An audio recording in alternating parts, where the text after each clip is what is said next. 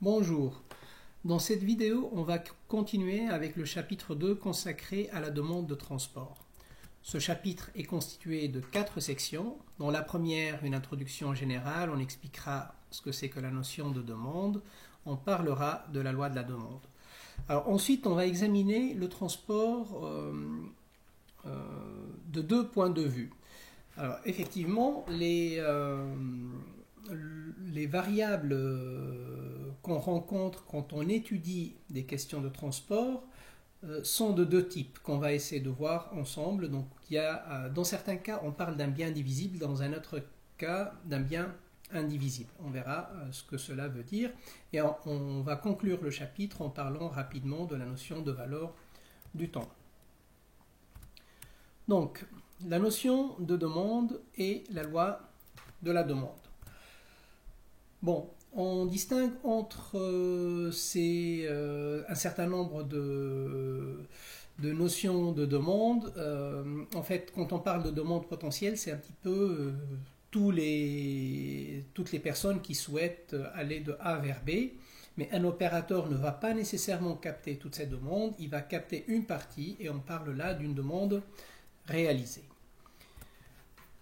Comme ensuite on l'a discuté dans le chapitre précédent, le transport n'est pas un bien désiré en soi, n'est pas une finalité en soi. Le transport est une sorte d'intermédiaire qui nous permet d'accéder à d'autres biens, qui nous permet d'accéder à certains services. Donc on parle d'une demande dérivée dans ce sens-là. Alors un des concepts majeurs et universels de l'économie est connu sous le nom de la loi de la demande.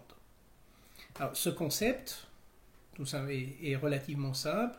Il dit tout simplement que lorsque le prix d'un bien augmente, la consommation de ce bien diminue et inversement. C'est-à-dire que si le prix de ce bien baisse, alors la consommation de ce bien va augmenter. Bien sûr, cela se passe, on parle d'une augmentation du prix si rien ne change par ailleurs. Ce n'est pas une augmentation du prix qui vient suite à une amélioration de la qualité, par exemple, ou à une inflation, etc. C'est juste que ce prix, c'est le même bien, mais le prix a augmenté de ce bien-là. Tous les autres prix n'ont pas changé, il n'y a pas de changement au niveau de la qualité de ce bien. Dans ce cas-là, on a une conséquence direct, c'est la baisse de la consommation de ce bien-là. Cette baisse, on peut l'expliquer à travers 2 effets. Il y a un effet revenu. L'augmentation du prix est assimilable dans un certain sens à une diminution, une baisse du pouvoir d'achat.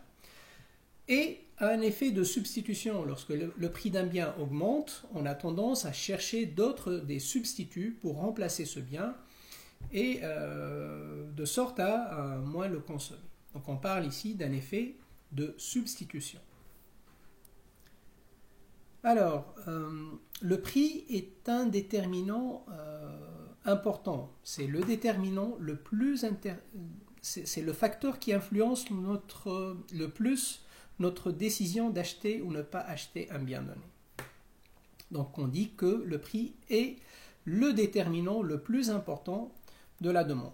Mais ce n'est pas le seul déterminant de la demande. Il y a d'autres déterminants, c'est comme la disponibilité ou la qualité du bien en soi. Il y a aussi des choses relatives aux biens substituables et complémentaires à ce bien-là. Donc le fait que j'achète un bien, ça dépend aussi s'il y a d'autres alternatives qui sont disponibles. Quelle est leur qualité, quel est leur prix. Est-ce que ensuite les services qui vont avec ce bien-là, c'est-à-dire les produits complémentaires ou les services complémentaires, est-ce qu'ils sont aussi accessibles, est-ce qu'ils sont de qualité, est-ce qu'ils sont assez coûteux ou pas. Donc, les biens substituables ou encore l'existence de biens complémentaires peuvent influencer significativement la demande d'un bien donné. Ensuite, on a une longue liste d'autres facteurs qui peuvent plus ou moins influencer la demande pour un bien donné. On va passer rapidement et ce qu'on va faire, c'est plutôt une sorte de petit exercice. Donc ici, on a un tableau avec une première colonne où on a noté une liste de déterminants d'un bien donné, d'un mode de transport donné par exemple. Ici, j'ai le déterminant et ici, j'ai la relation avec la demande. Ici, donc, c'est toujours dans le sens où augmente ou s'améliore. Si par exemple le prix du bien augmente, je sais, à travers la loi de la demande, que la demande va baisser. Il s'agit donc d'une relation négative et je mets un moins ici. Ici, vous avez une disponibilité d'un substitut et donc, qu'est-ce qui se passe pour la demande d'un bien donné si un substitut est mieux disponible? Que se passe-t-il si le prix du substitut maintenant augmente? Que se passe-t-il si un complément est mieux disponible? Que se passe-t-il si le prix de ce complément augmente? Que se passe-t-il si le bien devient populaire? Que se passe-t-il si le revenu des consommateurs augmente? Que se passe-t-il si la vitesse ou encore la durée, si la vitesse augmente et par conséquent la durée du trajet baisse? Que se passe-t-il s'il y a un meilleur respect des horaires? Que se passe-t-il s'il y a plus de formalités administratives? Et que se passe-t-il s'il y a une meilleure sécurité? Donc pour chacune de ces situations-là, on va mettre plus si on suppose que, ou si on pense que la relation est positive, si l'impact est positif sur la demande, et un moins si on pense que l'impact est négatif sur la demande. Je vous demande donc d'arrêter la vidéo, d'essayer de répondre à cela et on va corriger tout de suite après.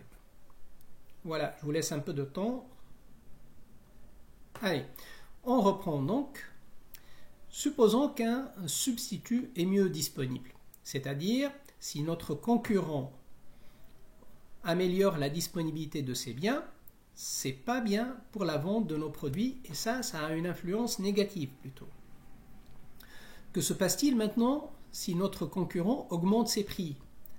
Dans ce cas-là, ça va influencer positivement la demande pour nos services. Que se passe-t-il si un complément est mieux disponible?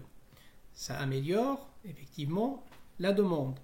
Que se passe-t-il par contre si le prix d'un complément augmente? Ce n'est pas une bonne chose. Que se passe-t-il si un bien devient plus populaire? Nécessairement, ça ne peut qu'influencer positivement la demande.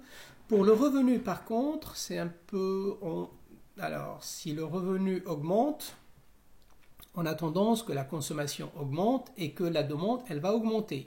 Ce qui est généralement vrai, mais dans certains cas, ça peut être plutôt négatif. C'est parce que lorsque le revenu augmente, et pour certains biens, qui sont consommés surtout à défaut de pouvoir accéder à des biens de bonne qualité, on va les consommer étant donné cette contrainte revenu. Et si notre revenu s'améliore, on va passer à des biens de meilleure qualité. Et donc dans certains cas, lorsque le revenu augmente, la demande, elle peut baisser. Et donc ici on note un plus, c'est généralement le cas, mais le moins est aussi possible. Alors maintenant, que se passe-t-il si la vitesse augmente? Ça influence positivement. S'il y a un meilleur respect des horaires, ça influence positivement. S'il y a plus de formalités administratives, ça influence négativement la demande. Et s'il y a plus de sécurité, ça ne peut qu'influencer positivement la demande. Alors maintenant, donc c'est un petit peu ce qu'on peut dire de manière générale sur la demande. Et donc pour examiner de plus près cette notion de demande, je vous pose une question d'abord. Soit x, une variable, donc on va noter x, c'est la distance parcourue par une voiture donnée pendant une année. Donc voilà, donc x c'est la distance parcourue par une voiture donnée pendant une année. Donc, quelles sont les valeurs que peut prendre x? Et maintenant, je considère une autre variable, y, c'est le nombre de voies sur une autoroute donnée. Donc x, c'est une distance parcourue pendant une année, et y, c'est le nombre de voies sur une autoroute. Structurellement, ces deux variables sont différentes. Il y a une grosse différence entre ces deux variables. La variable x est une variable continue, quelque part. C'est que si vous me donnez deux valeurs que peut prendre la variable x, systématiquement, je peux trouver des valeurs intermédiaires entre ces deux-là, le milieu par exemple. Donc, une voiture peut parcourir 10 000 km, elle peut parcourir 20 000 km, mais elle peut aussi parcourir 17 000 km, 13 000, 15 000, etc. Et n'importe quel x1, x2 que vous allez me donner, je peux vous donner un x3 qui est situé entre x1 et x2. On dit que c'est une variable continue. La variable y maintenant n'est pas continue, c'est une variable discrète. Et remarquez une chose, d'abord, elle ne peut pas prendre un grand nombre de valeurs possibles. Donc, alors, le nombre de voies sur une autoroute, c'est combien? C'est 2, 3, 4, 5, et on est pratiquement à 99%, peut-être même, des cas possibles. Et donc, déjà, j'ai un nombre limité de possibilités. Et ensuite, si je vous dis que voilà, j'ai deux voies, c'est possible d'avoir deux voies, c'est possible d'avoir trois voies, mais par contre, il n'est pas possible d'avoir 2,5 voies. Donc, ici, quand vous me donnez y1 et y2, c'est pas sûr que je puisse trouver un y3 qui soit entre y1 et y2. Okay? Donc, la première variable est continue, la deuxième variable y est discrète. Alors, l'impact, c'est que étudier ces types de variables nécessite des approches différentes. Alors, pour la variable de type x qu'on a dit, c'est une variable continue, c'est aussi une variable divisible. Donc, ça correspond à une demande qui est divisible. Je peux la découper comme je peux la découper en plusieurs autres quantités. Par contre, la variable y n'est pas divisible. Je ne peux pas, j'ai une voie, c'est une voie, il n'y a pas 0,5 voies, etc. Et donc, c'est une variable qui est indivisible. Et quand on étudie des questions de transport, parfois on est face à des aspects où les variables qu'on a sont des variables divisibles, parfois elles ne sont pas divisibles, ce sont des variables indivisibles, ou encore continues et discrètes. Alors, étudier un problème de transport dépend fortement du type de variable qu'on a en face de nous, et c'est pour cela qu'on va examiner ces deux aspects dans deux sections différentes. Donc, première partie, encore premier aspect, c'est lorsque la variable est divisible. On est dans un cadre plutôt classique de la microéconomie, c'est un petit peu la fonction de demande et certains aspects qu'on va aborder rapidement. Donc pour cela, on exprime une sorte de fonction de demande. Cette fonction de demande, elle nous dit que la quantité demandée d'un bien, elle est une fonction du prix de ce bien-là. Donc si j'ai un prix donné, j'applique la fonction f pour trouver la quantité demandée de ce bien-là. Alors, donc c'est relativement simple. La seule chose qu'on a, c'est que cette fonction f est une fonction décroissante. Plus le prix augmente, plus la quantité est faible.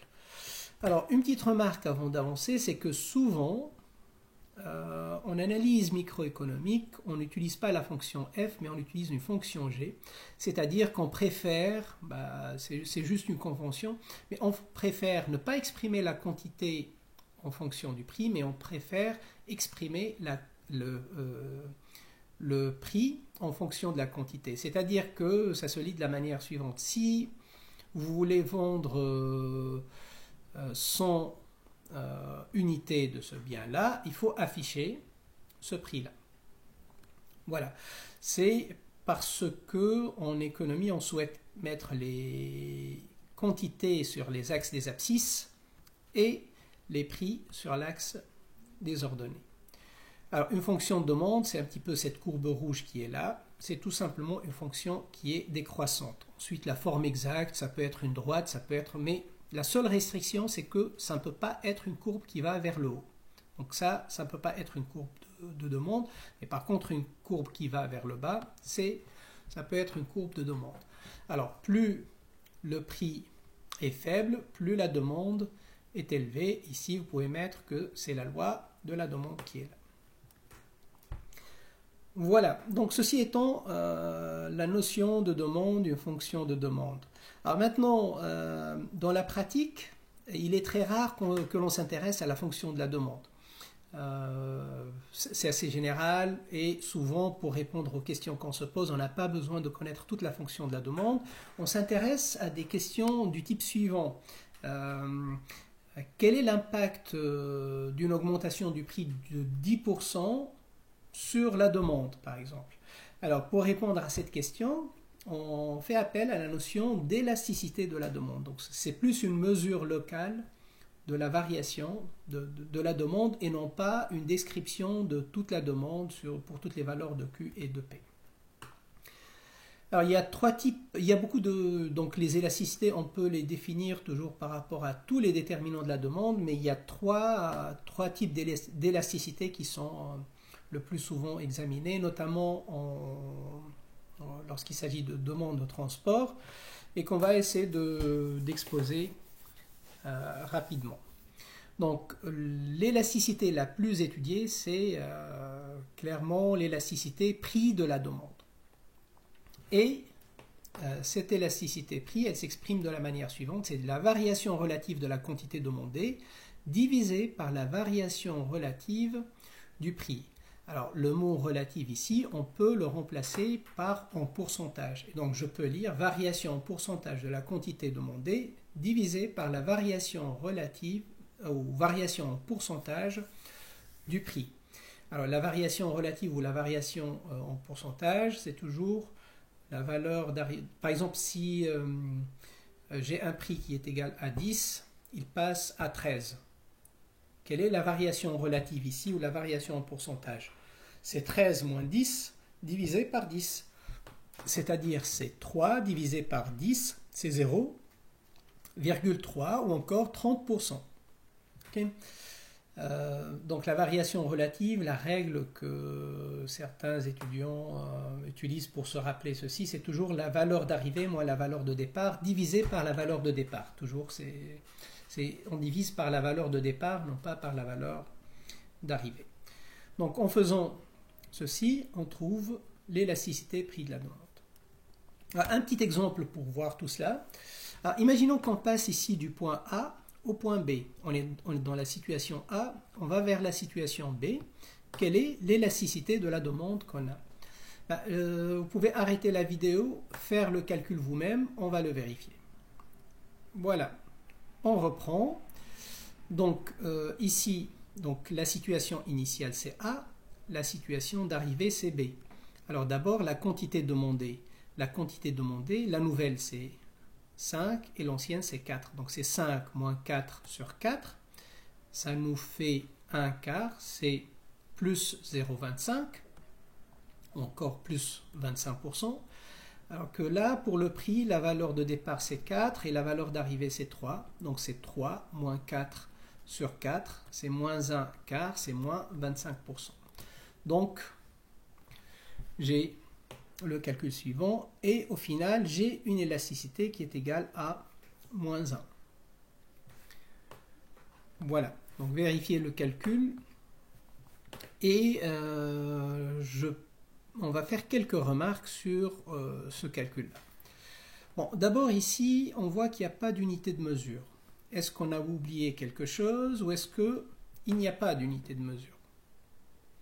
Effectivement ici, il n'y a pas d'unité de mesure. Étant donné déjà qu'on a divisé des kilogrammes par des kilogrammes, donc il n'y a plus d'unité. Ici, c'est des dinars ou dirhams par dirham. Et donc, plus d'unités. Et le rapport, ça nous donne des chiffres sans unité.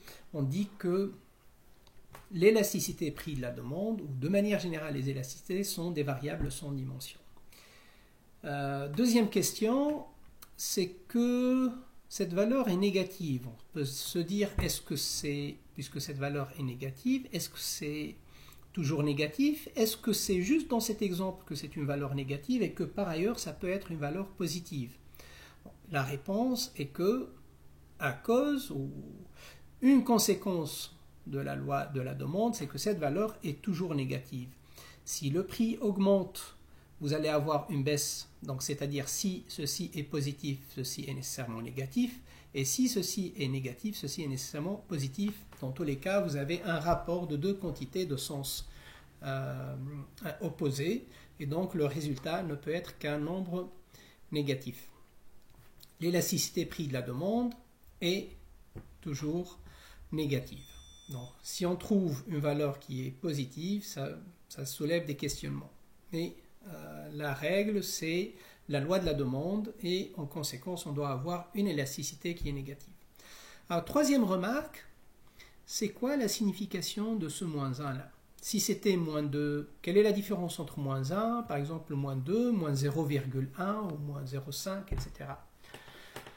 Alors, en fait, ce chiffre-là reflète la sensibilité de la demande par rapport aux variations du prix. Alors, ce moins 1, ça signifie tout simplement que lorsque le prix a baissé de 25%, la demande a augmenté de 25%. Donc, moins 1 signifie que pratiquement la même augmentation, l'impact sur la demande a été exactement l'impact sur le prix. Si c'était moins 0,5 par exemple, on va dire, allez, moins 0,1. Moins 0,1, c'est un impact très faible. C'est-à-dire que lorsque le prix va augmenter ou va baisser de 10% ou de 25% comme ici, l'impact sur la demande serait seulement de 2,5%. Que se passe-t-il maintenant si cette valeur était égale à moins 2? Alors, dans ce cas-là, si ce prix baisse de 25%, la conséquence, ça serait que cette demande augmente de 50%. Donc 2 fois plus l'impact et 2 fois plus en termes relatifs. Voilà, pour résumer ces éléments, on a cette diapo. Donc l'élasticité prix de la demande n'a pas d'unité de mesure.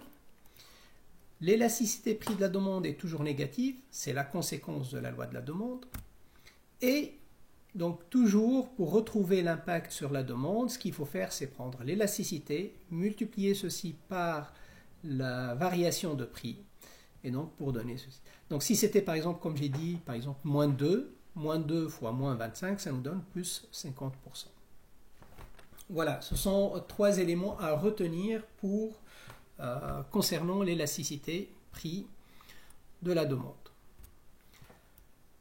Alors, une dernière remarque sur cette élasticité, c'est que parfois on parle d'élasticité constante, mais il ne faut surtout pas confondre ceci avec la situation où la demande est une droite. Ici, c'est un exemple que vous pouvez examiner en arrêtant la vidéo. Mais ici, si vous faites vos calculs, on passe toujours de ce point vers ce point, ou de ce point vers ce point, ce point vers ce point. On a une demande qui correspond à une droite, donc la courbe de demande est une droite ici. Alors que les élasticités sont très différentes que l'on se place ici, là ou là. Donc, surtout pas confondre élasticité constante et droite. Alors, juste pour passer, il y a effectivement des courbes de demande pour lesquelles on a une élasticité constante, mais ce sont des courbes qui correspondent plus à des formes d'hyperboles. Voilà. Des hyperboles avec une asymptote ici et une asymptote horizontale. Pardon.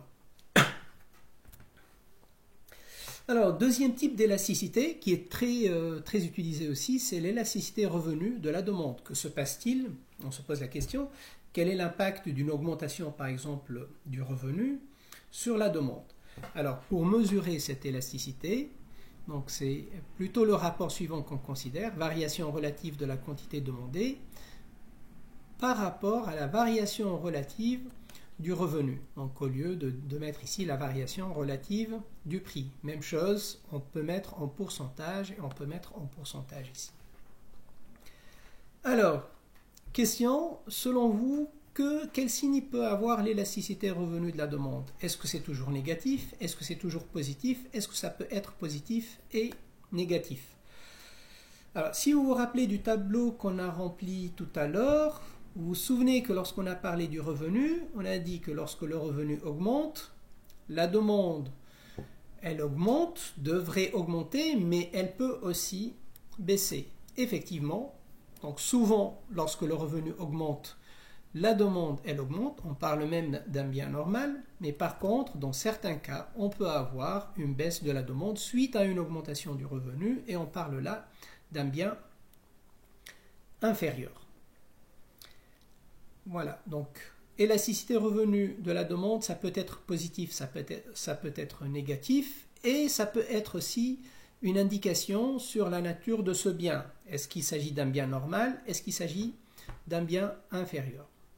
Alors, troisième et dernier type d'élasticité, c'est l'élasticité croisée de la demande. C'est-à-dire qu'on s'intéresse à la variation relative de la quantité demandée, mais d'un bien A, divisé par la variation relative du prix d'un autre bien. Donc remarquez que si j'efface ça et ça, donc on retrouve l'élasticité prix de la demande. C'est la seule différence avec l'élasticité prix de la demande, c'est que j'ai la quantité d'un bien donné et la variation du prix d'un autre bien. Question similaire, est-ce que l'élasticité revenue de la demande, est-ce que l'élasticité croisée de la demande est toujours positive? Est-ce qu'elle est toujours négative? Est-ce qu'elle peut être positive et négative? Et cela dépend de quoi? Alors, rappelez-vous ce qu'on avait dit sur les biens complémentaires et substituables, c'est que si par exemple mon concurrent il augmente son prix, ça améliore ma demande. Et si au contraire mon partenaire augmente son prix, c'est pas bien pour mes activités. Et effectivement, le signe de l'élasticité croisée est une indication sur la relation entre les deux biens. S'agit-il de biens substituables ou complémentaires?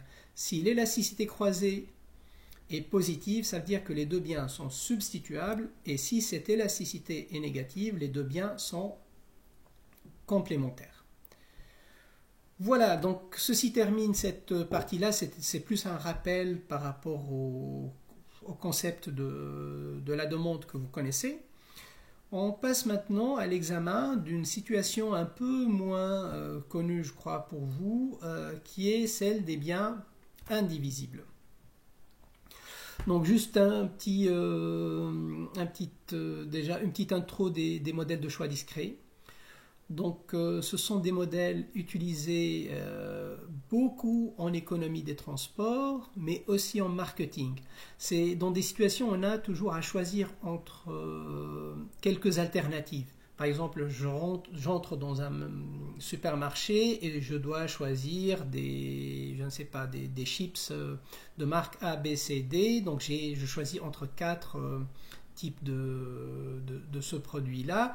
Pour modéliser ce genre de comportement, ce sont les modèles de choix discrets qu'on utilise. Et pour voir pourquoi c'est le cas en transport, remarquez que beaucoup de choix qu'on effectue en mobilité correspondent effectivement à des choix discrets. Est-ce que je me déplace ou je ne me déplace pas? Est-ce que j'achète une voiture, je ne sais pas, une berline allemande? Est-ce que j'achète une voiture de cette marque ou de cette marque? La couleur de la voiture, utiliser les transports publics ou la voiture particulière pour aller travailler? Est-ce que je passe par le centre-ville ou est-ce que je contourne par la voie rapide? Et ainsi de suite. Est-ce que je pars pendant les heures de pointe? Toutes ces questions-là sont plutôt assimilables à des variables discrètes, et donc en utilisant les modèles de choix discrets, on peut étudier leur demande. Alors, il y a autre chose qui rend ces modèles particulièrement intéressants, c'est que dans les modèles classiques, si vous avez le même bien qui est vendu dans deux magasins, mais avec une variation de prix qui soit légère, les modèles classiques vous diront que tout simplement, si vous avez 1000 personnes, les 1000 personnes vont acheter, il n'y a aucune raison d'acheter chez le magasin qui vend plus cher ce bien-là. Par contre, dans la réalité, ça peut être acceptable d'un point de vue théorique, mais par contre, dans la réalité, on a observé que même s'il y a des différences de prix, donc il y a une différenciation, on a toujours parmi les 1000 personnes, il y a peut-être 700 ou 800 qui vont acheter chez le moins cher, mais il y a 200 ou 300 qui, pour des raisons qu'on n'arrive pas à expliquer, vont continuer à acheter auprès du marchand le plus cher.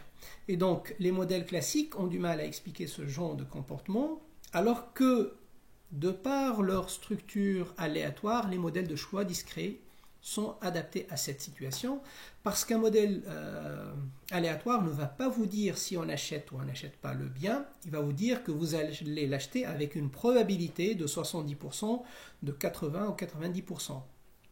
Et donc, on a plutôt plus de flexibilité dans la modélisation de la demande dans ce sens-là. Alors, on va étudier un petit problème pour illustrer comment on peut utiliser ce genre de modèle. Donc, on va supposer qu'on se déplace d'un point A à un point B et on choisit entre deux modes ayant des prix respectifs P1 et P2, donc des coûts respectifs, donc les coûts sont P1 et P2. Et on observe que, par exemple, il y a 60% de gens qui utilisent le mode 1. Alors, il y a plusieurs modèles de choix discrets, mais l'un des modèles les plus utilisés, ça s'appelle le modèle Logit.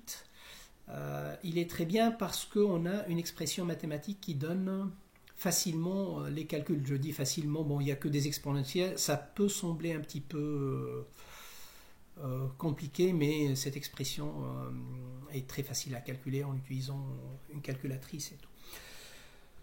Donc, ces modèles nous disent que là, c'est le pourcentage des usagers du mode 1, c'est tout simplement le rapport entre cette quantité et cette quantité-là.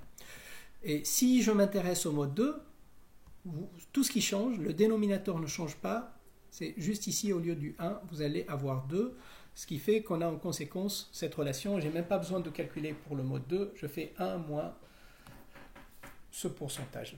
Alors, cette expression est quelque part parachutée, hein, donc à ce stade, elle n'est pas très justifiée, c'est une expression qui est avancée comme ça, mais pour vous dire pourquoi on l'utilise, c'est principalement parce que dans les applications pratiques, on trouve que cette expression est bien adaptée à beaucoup de situations. Donc, quand on fait de l'économétrie, des statistiques, en utilisant cette expression, on trouve qu'elle reflète plutôt correctement et convenablement le comportement des usagers dans plusieurs situations. Bon, on va aller, mais je vais ensuite vous montrer comment faire des calculs. Bon, ça c'est juste pour voir un petit peu l'expression, mais on va voir qu'on peut faire quelques calculs sans vraiment connaître même la fonction exponentielle. Je vais vous montrer ça tout à l'heure. Alors, ceci est une représentation graphique. Si je prends P1 inférieur à P2, et je m'intéresse aux probabilités de choix du mode 1, j'ai une courbe bleue qui ressemble à ceci. Bon, on va passer à un exemple simple. Bon, là, je vais passer rapidement. On va revenir à ceci. Et là, je vais considérer un exemple. Donc, on effectue un trajet entre deux points donnés, A et B. Le trajet en voiture, il coûte 2,5 €. Le trajet en transport public, il coûte 3,5 €. Et à travers une observation statistique, on remarque qu'il y a 95% des usagers qui utilisent actuellement leur voiture. Alors, on souhaite ensuite étudier une question, disons, qu'est-ce qui se passe si le coût d'utiliser la voiture augmente? Quelle va être la demande? Alors, si vous voulez répondre à ce genre de questions, les modèles de choix discrets constituent un outil très puissant dans ce sens-là. Donc, ce qu'il faut faire, les démarches sont relativement mécaniques. Hein. Donc, première étape, c'est toujours déterminer le paramètre mu qui est là. Je vais revenir ici.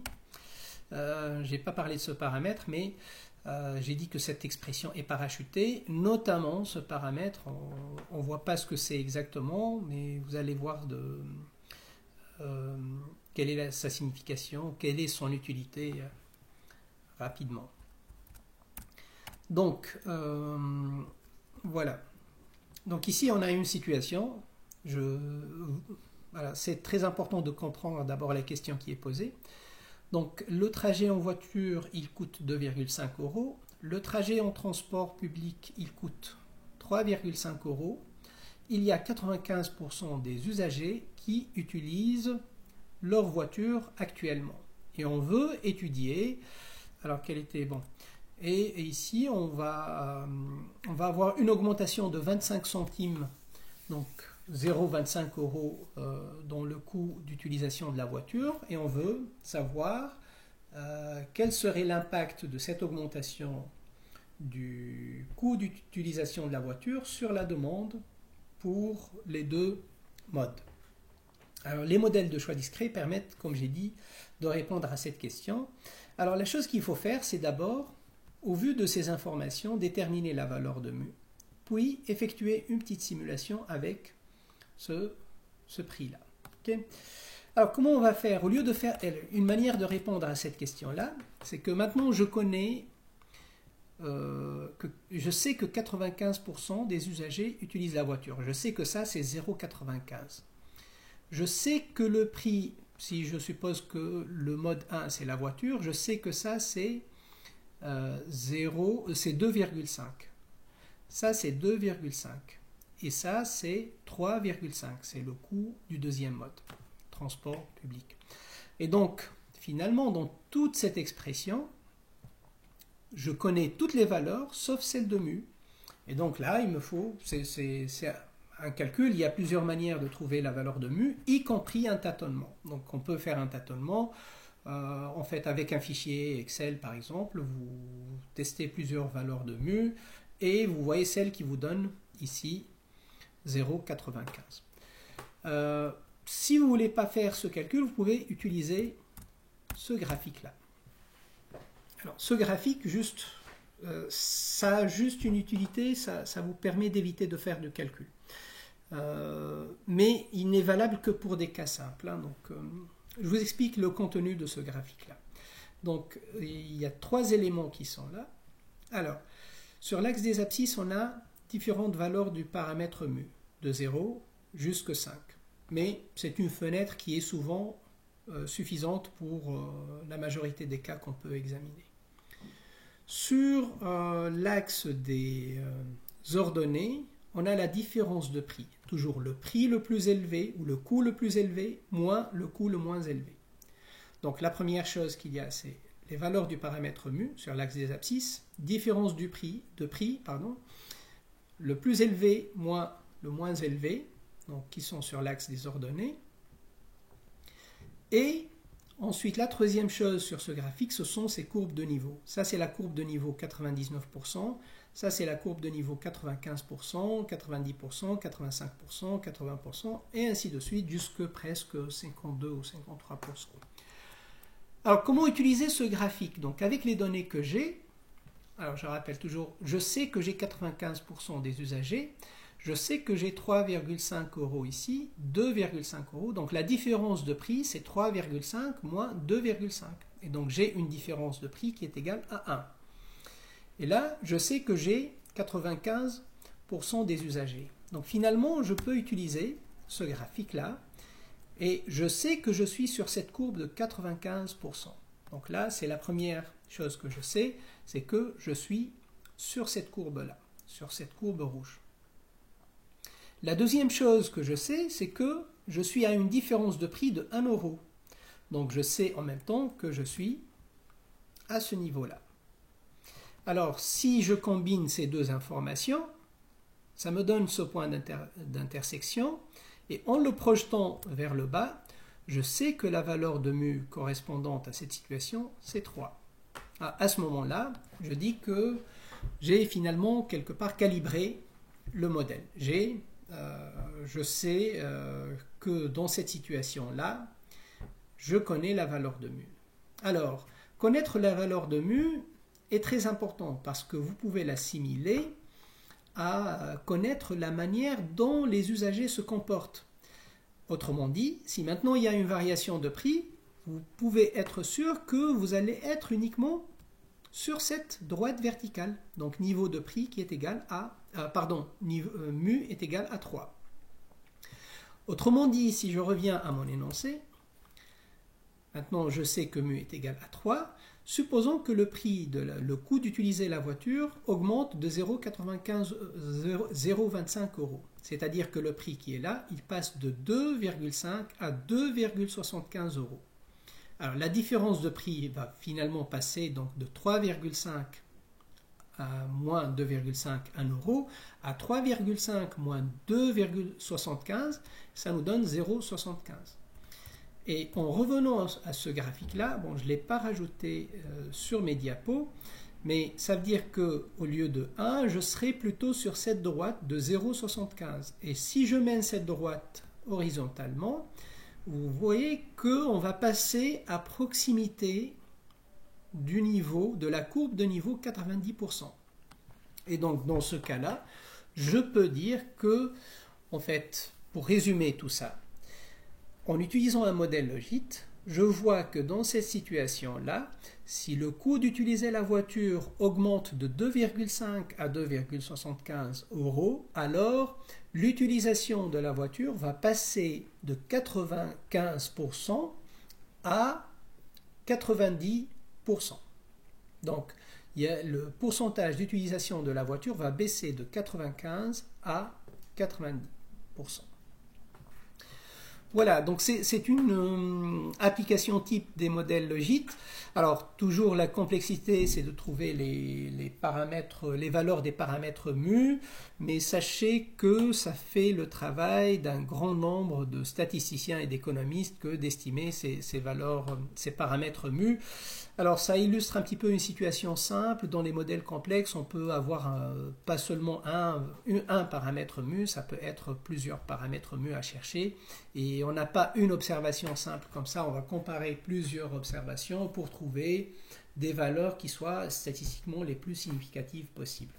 Voilà, donc ça illustre un petit peu l'utilisation de ces modes. On verra en exercice quelques applications possibles de cela. Bon, on va terminer le chapitre en parlant un petit peu de la valeur du temps. Ici, je trouve, ça c'est, voilà, donc les valeurs du temps, ça dépend d'une personne à une autre, pardon, et ça dépend des motifs, etc., etc. Donc là, pour être plus concret, la valeur, le coût d'un trajet, il est composé de deux parties. Il y a la partie monétaire et il y a la partie non monétaire, principalement celle qui correspond au temps qu'on va passer dans un véhicule donné. On parle d'un coût d'opportunité parce que, au final, moi, j'aime pas être trop en voiture parce qu'on peut pas, en voiture, on est obligé soit de conduire, soit d'être sur le siège passager. On peut pas faire un certain nombre d'activités. Quand on prend aussi un TGV ou le train, maintenant on peut consulter un petit peu ses mails, etc. Mais il y a pas mal de choses qu'on peut pas faire, et donc on a des opportunités qui nous échappent quelque part. C'est pour ça qu'on parle d'un coût d'opportunité.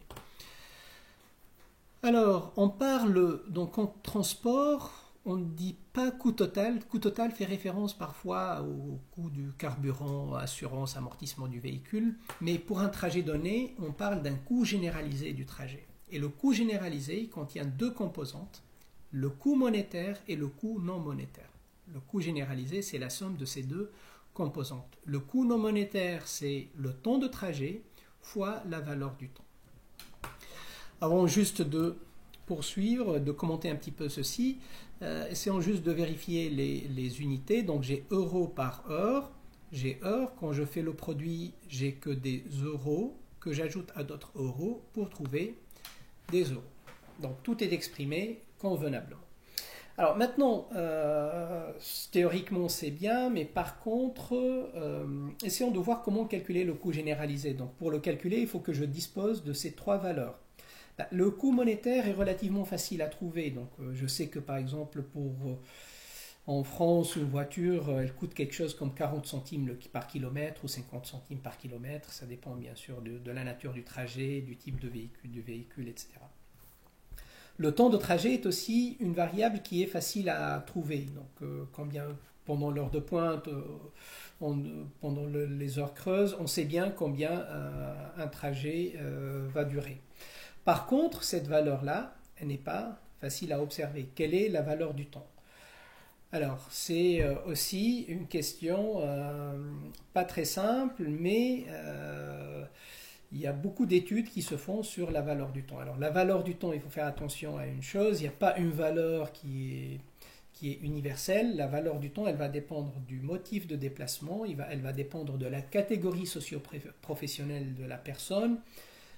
Donc, la valeur du temps, elle varie d'une personne à une autre, mais même pour la même personne, elle va varier. La même personne ne va pas avoir la même disponibilité à payer pour un trajet d'urgence. Si vous avez par exemple un entretien d'embauche pour un poste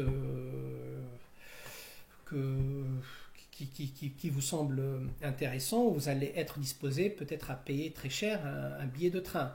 Alors que si c'est juste pour aller, je sais pas, boire un café, si on vous dit que le prix du train il a doublé, vous allez renoncer à votre trajet. Donc la valeur du temps, c'est une variable qui n'est pas, c'est peut-être la difficulté de travailler avec cette variable-là. C'est pas le temps de trajet, c'est pas le coût monétaire, c'est une variable un petit peu plus complexe à cerner. Mais par contre, beaucoup d'économistes statisticiens travaillent pour trouver ces valeurs et donc on a beaucoup de travaux dans lesquels on a des mesures de la valeur du temps. Alors, une astuce, c'est-à-dire quand on ne dispose pas de la valeur du temps, on peut utiliser à sa place plutôt le taux de salaire horaire. Donc, comme valeur moyenne, en rapprochant ceci au coût d'opportunité, c'est comme si pendant le trajet, vous n'êtes pas en train de travailler, et donc voilà. Mais ça reste une première approximation pour des études et des travaux sérieux. On va plutôt se baser sur des analyses statistiques et économétriques qui proposent des valeurs du temps qui conviennent au contexte qu'on étudie. Voilà, ceci donc termine ce chapitre 2 et on reprend dans la prochaine vidéo avec le troisième chapitre, les coûts de transport. Merci et au revoir.